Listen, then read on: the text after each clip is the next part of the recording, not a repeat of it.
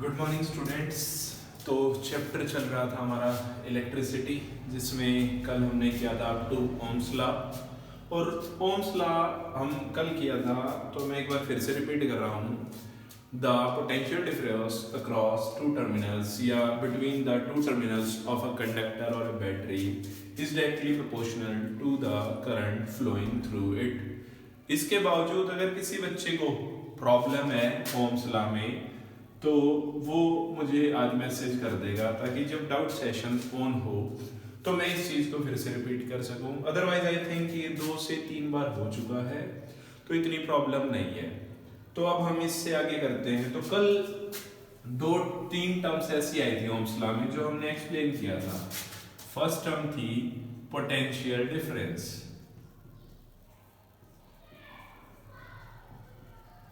Second term थी current, और third term थी रेजिस्टेंस। तो हमने कल इसको बताया था पोटेंशियल डिफरेंस दो टर्मिनल्स के बीच में अगर मैं चार्जेस के डिफरेंस को पोटेंशियल डिफरेंस बोल दूं तो कोई गड़बड़ नहीं है। इसको डिनोट करते हैं V, करंट को डिनोट करते हैं I, रेजिस्टेंस को डिनोट करते हैं R। आज हम करेंगे SI यूनिट्स। SI यूनिट, तो SI यूनिट होती है स्टैंडर्ड ऑफ इंटरनेशनल्स। जैसे मैंने बताया था कि भाई हाँ, कुछ ऐसी टर्म्स या कुछ ऐसी यूनिट्स जो दुनिया के किसी भी कोने में चला जाओ चेंज नहीं होती। जैसे 1 kilometre is equal to 1000 metre. ये चीज एक स्टैंडर्ड है, इंटरनेशनल स्टैंडर्ड है, जो मुझे बताता है कि चाहे मैं इंडिया चला जाऊं, चाहे कनाडा चला जाऊं, चाहे पाकिस्तान चला जाऊं, हर जगह मुझे 1 kilometre is equal to 1000 metre मिलेगा। लेकिन अगर मैं एक कोल्ड ड्रिंक 2 लीटर वाली एक खरीदता हूं, तो कभी वो मुझे 80 रुपीज में मिलेगी किसी देश में, किसी में 3 सेंट्स में भी मिल जाएगी, कहीं पर 2 पाउंड्स की मिलेगी, और कहीं पर $3 की मिलेगी। तो ये क्या है कि जो चीज इंटरनेशनल स्टैंडर्ड्स को फॉलो नहीं करती, तो उन चीजों को हम बोलते हैं कि हाँ ये SI यूनिट्स हैं। जैसे हमारे देश में रुपीज यूज करते हैं, इसलिए मैंने 80 रुपीज, ये इंडिया की करेंसी है, यानी 2 लीटर कोल्ड ड्रिंक अगर मुझे लेनी है तो 80 रुपीज की मिलेगी। 3 सेंट्स की किसी देश में मिलेगी, आई थिंक कनाडा में, पाउंड्स इंग्लैंड की करेंसी, और डॉलर हमारी अमेरिका, और मोस्टली ऑस्ट्रेलिया, बहुत से देशों की डॉलर है। तो और इतना इवन देन इतना डिफरेंस है डॉलर और उस पाउंड्स में कि एक देश के अंदर डॉलर की भी वैल्यू डिफरेंशिएट करती है। लेकिन जैसे ही मैं इंटरनेशनल स्टैंडर्ड्स की बात करता हूं, वो चीज हमेशा क्या होती है, फिक्स। यानी अगर मैं इन्हीं 6-7 देशों में जाऊं तो भी 1 kilometre is equal to 1000 metre ही मिलेगा। 1 hour is equal to 60 minute ही मिलेगा। यानी जो SI यूनिट्स होती हैं वो इसीलिए बनाई जाती हैं कि मैं कहीं भी चला जाऊं वो क्या रहेंगे, फिक्स। तो आज हम सबसे पहले SI unit of potential difference, जो क्या होती है, वोल्ट, यानी ये मेरे वर्ल्ड वाइड यूज की जाती है। करंट की SI यूनिट एम्पियर। थर्ड है रेजिस्टेंस की SI यूनिट ओम। इसको डिनोट करेंगे V से, इसको डिनोट करेंगे A से, और इसको डिनोट करेंगे R से, ओम, ऐसा। तो ये इनके क्या हैं, सिंबल्स हैं। अब ये जो सिंबल्स हैं, इन्हीं के थ्रू हम कुछ और भी निकाल सकते हैं। जैसे कल हमने ओम्स लॉ किया, तो V is equal to IR। अगर मुझे V 1 volt is equal to how many current, यानी 1 ampere current experiences a force of 1 ohm. यानी 1 वोल्ट किसके अकॉर्डिंग होगा, when 1 ampere current is drawn through a conductor and it experiences a resistance of 1 ohm, it is equal to 1 volt। अगर मुझे 1 ampere को find करना होगा तो क्या हो जाएगा, इसी से डिराइव करते हैं I is equal to V upon R, यानी मैंने इस जो R या मल्टीप्लाई था वहां डिवाइड किया बेसिक सी टर्म में मैथ की, तो 1 एम्पियर यानी I is equal to V upon R means 1 volt potential difference पर 1 ohm resistance is equal to 1 ampere. तो ये बेसिक यूनिट्स है और SI यूनिट्स हमारी क्या रहेंगी, ये रहेंगी। क्लियर है। अब हम कई बार इसी फॉर्मूले को डिफाइन करते चलेंगे। तो सबसे पहले करंट पकड़ते हैं। करंट क्या होता है, I। अगर मैं कहूं it is the flow of charge per unit time, यानी फ्लो ऑफ चार्ज। अब चार्ज को मैं किससे डिनोट करता हूं, Q, टाइम पीरियड T, यानी I is equal to Q upon T। Q means charge and as always charge per unit time. तो I is equal to Q upon T, यानी current को कैसे डिफाइन करूंगा, rate of flow of charge with respect to time या पर unit time, यानी जितना charge change हो रहा है उतना ही मेरा करंट क्या हो रहा है, चेंज हो रहा है, कि हाँ उतना ही डेवलप हो रहा है। अब नेक्स्ट आ जाता है रेजिस्टेंस।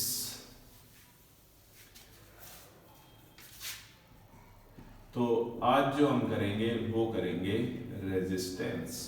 रेजिस्टेंस को पढ़ने के लिए सबसे पहली चीज, रेजिस्टेंस को सिंबल क्या होता है, this is the symbol for resistance. तो ये जो रेजिस्टेंस है इनको कंबाइन करते हैं, दो मेथड्स होते हैं। तो आज जो मेन टॉपिक करेंगे वो रेजिस्टेंस रहेगा।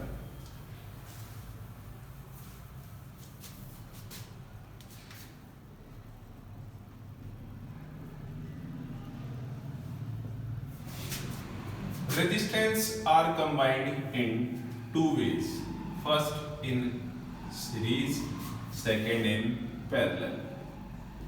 मैं थोड़ा सा एक डायग्राम बना देता हूं।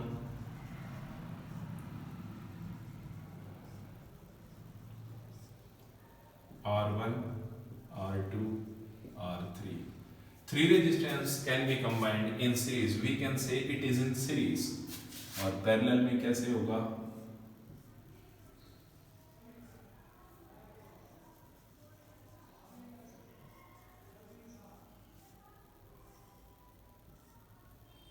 A टर्मिनल से B टर्मिनल, A टर्मिनल से B terminal, R1, R2 and R3। देखो तीन रेजिस्टेंस मैंने किए, R1, R2, R3, तीनों को दो तरीके से जोड़ा, एक सीरीज में जोड़ा, एक पैरेलल में जोड़ा। सीरीज में जब मैं जोड़ा तो बाय चांस यहां से मेरा करंट फ्लो करना स्टार्ट हुआ, और R1 एज्यूम करते हैं its unit is 2 ohm, it is of 3 ohm, it is of again 2 ohm ले लेते हैं, हमें तो कोई प्रॉब्लम नहीं है। तो I को सबसे पहले किससे टकराना पड़ा, 2 ओम से। तो 2 ओम का रेजिस्टेंस इसने अपोज किया, कोई बात नहीं, I की वैल्यू थोड़ी सी डिक्रीज होगी, थोड़ा सा D फॉर्मूला रहेगा, decreased value of I।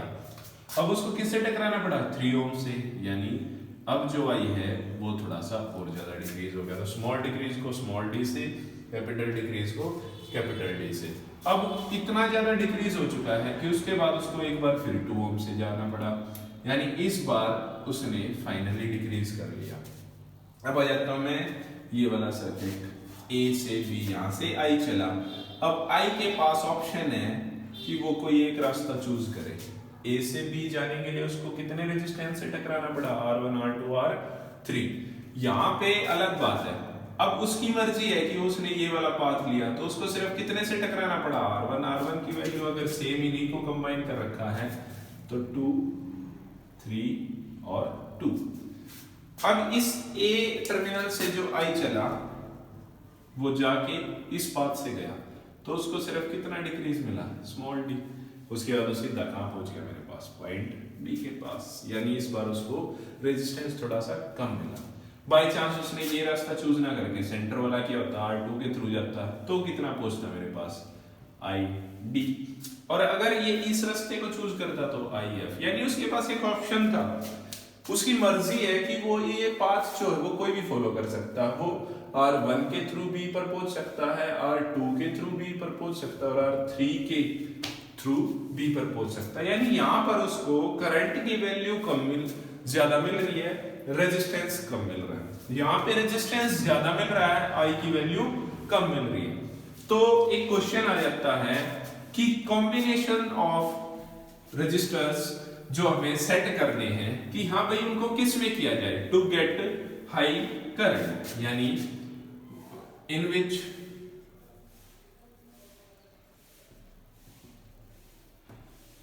combination you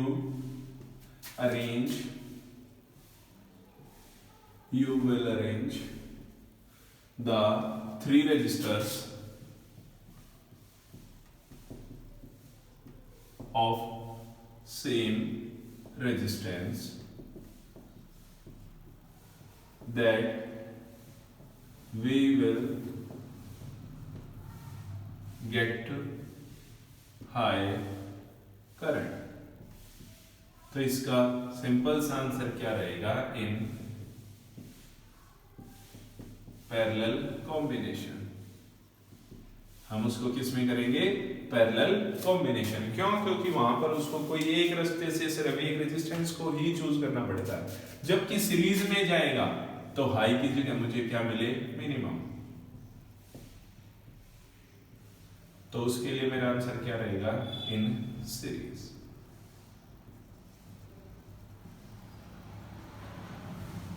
ठीक है, तो रेजिस्टेंस इन सीरीज और पैरेलल में मुझे ये क्वेश्चन थोड़ा सा डन लिखा, तो आप लोग इसको ध्यान रखेंगे कि मिनिमम मैक्सिमम करंट आउटपुट के लिए और मिनिमम करंट आउटपुट के लिए आप लोग क्या करेंगे, रेजिस्टेंस को कंबाइन करना शुरू करेंगे। पैरेलल में जब मुझे मैक्सिमम करंट चाहिए, सीरीज में जब मुझे मिनिमम चाहिए। तो आज हम बेसिकली सिर्फ एक बार कंबाइन करेंगे पैरेलल में, एक बार करेंगे सीरीज में। तो नेक्स्ट क्वेश्चन लिखते हैं और थोड़ा सा न्यूमेरिकल पोर्शन। उससे पहले एक फॉर्मूला लिख देता हूं। रेजिस्टेंस इन सीरीज में डायरेक्ट जोड़ते हैं R1 R2 R3, और resistance in parallel 1/Rp is equal to 1/R1 1/R2 plus 1/R3। Parallel series clear. तो क्वेश्चन 1 सभी लिखेंगे। 3 resistors of 2 ohm, 3 ohm and 4 ohm respectively are combined in both combinations separately.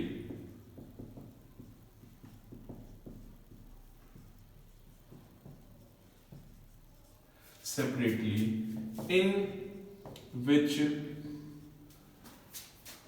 and how much current will be drawn, in which and how much current will be drawn when drawn more या maximum and minimum when they are connected in a 2-volt circuit। 2 volt की जगह 12 volt कर देते हैं, 12 volt circuit. तो question है 3 resistance है जिसका 2, 3, 4 ओम रेजिस्टेंस उनको कंबाइंड किया गया सेपरेटली। एक बार उसको सीरीज में जोड़ सकते हैं, एक बार पैरेलल में। तो मुझे बताना है कि कौन से में ज्यादा करंट फ्लो करेगा। तो क्वेश्चन डन है, इसका सॉल्यूशन करेंगे। सबसे पहले इन सीरीज, तो RS फॉर्मूला हमारे पास सीरीज का क्या रहेगा, R1 plus R2 plus R3। Values place करता हूं तो मेरा जो इफेक्टिव टोटल रेजिस्टेंस हो जाएगा वो कितना हो जाएगा, R1 is of 2 ohm plus 3 ohm plus 4 ओम। तो टोटल रेजिस्टेंस कितना हो गया, 4 प्लस 3 7 + 2 9 ओम। एक बार जोड़ लेता हूं मैं पैरेलल में, तो पैरेलल में मेरे पास कितना करंट हो जाएगा 1/R1 1/R2 1/R3। इसी को फिर से रिराइट करता हूं तो मीन्स 1/2 1/3 + 1/4। एलसीएम लेना शुरू करते हैं तो डायरेक्ट हम इतना शॉर्टकट नहीं लगाएंगे, सीधा सा एलसीएम लेंगे।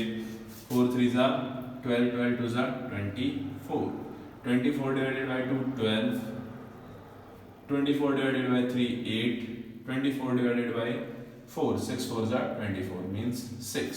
आंसर इज 12 और 8 20 26 डिवाइडेड बाय 24 ओम। तो इन दोनों को मैं रीराइट लिख लेता हूं, यानी इन सीरीज। तो दो मेरे पास रेजिस्टेंस निकल गए, एक में यहाँ लिख लेता हूँ रेजिस्टेंस इन सीरीज में मेरे पास कितना करंट आया, रेजिस्टेंस आया 9 ओम। रेजिस्टेंस इन पैरेलल में कितना आया, देखो यहाँ पर ये क्या है 1/Rp। Answer is 26/24 means 1/Rp। अगर मैं इसका रेसिप्रोकल कर देता हूँ तो रेसिप्रोकल क्या हो जाएगा 24 डिवाइडेड बाय 26 ओम। उल्टा हो जाएगा, क्यों? क्योंकि 1/Rp था तो मैंने न्यूमरेटर को डिनोमिनेटर बना दिया, डिनोमिनेटर को न्यूमरेटर। तो यहाँ Rp ऊपर आ गया, Rp डिवाइडेड बाय 1 और 24 डिवाइडेड बाय 26। बाकी मैं एक बार इरेज कर रहा हूँ।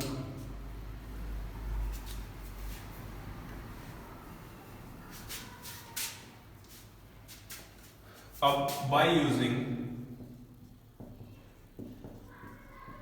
Ohm's law, by using Ohm's law. Ohm's law state that V is equal to IR। मुझे क्या फाइंड करना है, हाउ मच करंट, यानी I फाइंड करना है। तो ये V ये जो R है यहाँ के क्या हो जाएगा डिवाइड, तो V by R। तो सबसे पहले in series current will be drawn is equal to I is equal to S mark कर देता हूं ताकि सीरीज लगे। V की वैल्यू कितनी गिवन है मुझे 12 वोल्ट, तो 12 डिवाइडेड बाय R मैंने कितना फाइंड किया सीरीज में 9, तो it means 3 4 divided by 3 ampere. अगर इसकी वैल्यूज फाइंड करता हूं तो 3 1 3 10 3 3 3 एम्पियर सो ऑन। तो सीरीज में मेरे पास कितना करंट आया 1.3333। रेजिस्टेंस जो आया वो क्या हो गया, मेरा करंट आ गया। आई की वैल्यू कितनी आई सीरीज में, आई इन सीरीज इज 1.3 एम्पियर। अब निकालते हैं parallel. Again by using Ohm's law, I is equal to V upon R। अब पैरेलल में V कितना रहेगा मेरा 12 वोल्ट अपॉन R कितना आया मेरा सीरीज में, उसमें पैरेलल में, क्योंकि मैं ये किसमें निकाल रहा हूँ करंट इन पैरेलल। तो क्या हो जाएगा 24 डिवाइडेड बाय 26। तो डिनोमिनेटर का डिनोमिनेटर ऊपर जाके क्या बन जाता है न्यूमरेटर। तो करंट कितना है 12 2 24 2 13, यानी resistance in current in parallel combination is 13 ampere और resistance in series is equal to 1.3 ampere. तो मुझे बताओ सेम रेजिस्टर्स थे, सेम पोटेंशियल डिफरेंस था, करंट जब मैं सीरीज में जोड़ा तो मुझे कितना आउटपुट मिला 1.3 एम्पियर, और जब मैंने उसको पैरेलल में जोड़ा तो कितना मिला 13 एम्पियर। अप्रोक्सीमेटली इसका 10 टाइम्स बढ़ा। देखो सब कुछ सेम। तो अभी हमने जो क्वेश्चन किया था in which combination we will get maximum and minimum current, तो आप लोग जैसे ही आपने नोट डाउन किया होगा तो मैंने लिखा होगा मैक्सिमम इन पैरेलल कॉम्बिनेशन। तो पैरेलल कॉम्बिनेशन में क्या आया ज्यादा से ज्यादा करंट, सीरीज में क्या आया कम से कम करंट। तो आई होप कुछ हद तक समझ आ गया होगा। तो फॉर प्रैक्टिस हम एक क्वेश्चन और करते हैं। इस बार मैं चाहता हूं आप वीडियो पॉज करें और मेरे से पहले करने की कोशिश करें। अटकोगे कोई बात नहीं है, इसमें तो कोई प्रॉब्लम नहीं है, मैं भी अटकता हूं कई बार, लेकिन जब हो जाएगा तो उस टाइम एक कॉन्फिडेंस लेवल कुछ अलग ही होगा। उस कॉन्फिडेंस के लिए मैं आपको सीधा सा दे देता हूं एक question number 2। 3 resistors of 5 ohm, 15 ohm and 10 ohm respectively are connected in both combinations separately. Find the current drawn in each combination while they are connected through a 5, 10, 12, 15 volt. तो क्वेश्चन आप सबके सामने है। मैं चाहता हूं आप सब पॉज करें, क्वेश्चन उतारें आराम से, और पॉज किए आप लोग पहले आंसर करें, उसके बाद मैं करता हूं। तो सॉल्यूशन करते हैं। सबसे पहले अब डायरेक्ट करना शुरू कर देते हैं। Series R1 plus R2 plus R3 means 5 plus R1 की वैल्यू कितनी है 5, R2 की वैल्यू कितनी है 15, R3 की वैल्यू कितनी है 10। तो 5 प्लस 15 प्लस 10 टोटल रेजिस्टेंस कितना हो गया 15 plus 5 20, 20 plus 10 30 ohm. Resistance in parallel का फॉर्मूला क्या रहेगा 1/Rp is equal to 1/R1 1/R2 1/R3 means 1/5 1/10 1/15। Again LCM ले लेंगे हम डायरेक्ट ही। 15 10 जा 150 155 जा 750 750 डिवाइडेड बाय 5। अगर इसको करना चाहें तो कितना आ गया 150। 15 5 75 और 15 को छोड़े तो कितना हो जाएगा 50। तो आंसर कितना हो गया 150 200 275 डिवाइडेड बाय 750। तो 1/Rp is equal to 275 divided by, तो मीन्स Rp की वैल्यू क्या आई 750 डिवाइडेड बाय 275। तो सभी ने देख लिया होगा, हम इन वैल्यूज को नोट डाउन कर लेते हैं एक बार।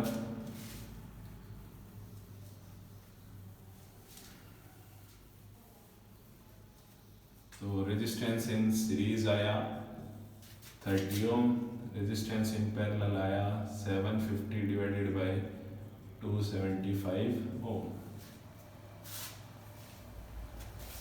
अब अकॉर्डिंग टू ओम्स लॉ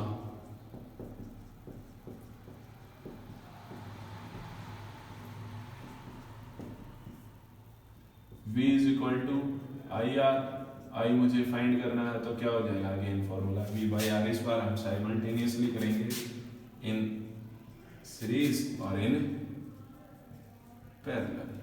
तो सीरीज में I is equal to V upon R means V की वैल्यू कितनी है 15 divided by R in series कितना था 30, तो कितना आया 0.5 एम्पियर।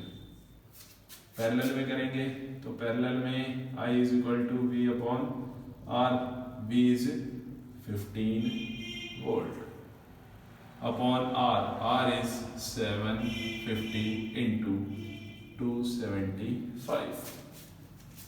तो 15 50 5 10 5 5 25 5 5 25 10 divided by 5 it means it is 5.5 ampere.